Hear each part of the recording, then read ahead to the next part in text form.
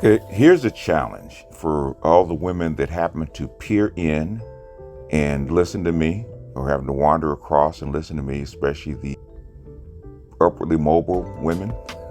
What I really want to do is take a woman's list, okay, or a bunch of women's lists, and kind of find out what the common denominator is for their must-haves, not just what you want, but your must-haves. You can put your wants in there too if you really want to, but women always have a list of 10. I would love to have a group of women give me their top 10 list about what they want out of a man. Wanting a man, wanting a mate, like a man you're seriously considering marrying, that you want to see yourself with. And what I want to do is break that down by percentages of how many men or what percentage of men in each category exists, what percentage of each in each category, and break it down and see exactly where that man exists and what percentage of men in the United States exist with that list. In other words, what can she get? But the list I need precise. So if it's good looking, you got to give me a number. You can't say cute. You got to be fairly objective. Is he, 1 through 10? Where is he? Is he a 10? Is he an 8? Is he a 5? What? Does he have to be in shape? In other words, physically in shape, like he lifts weights or something like that, where he's physically in shape, where he has visible abs. In other words, I think they said only like maybe 10% of people in the world have visible abs. How much money does he make? How tall is he?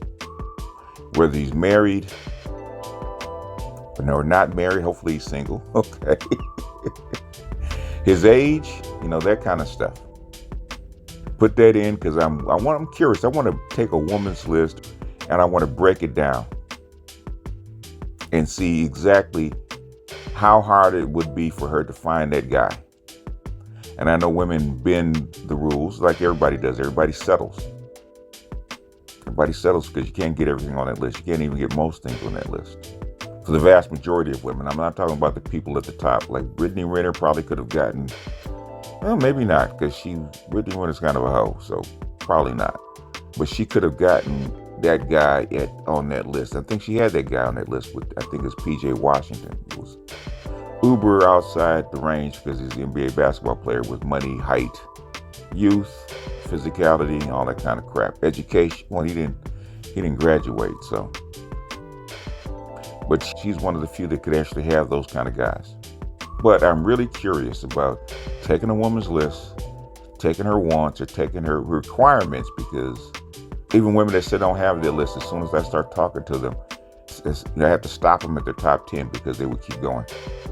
Men is really tough. Like Dr. Johnson says, men really don't think about it. Men is a couple things, right? Men think maybe looks, agreeability, and class. I think those are the three things that men always look for. And that class is iffy, but it's always looks and agreeability. Those are normally on men's list. The other ones are not as important, especially nowadays. Maybe cook and clean, possibly.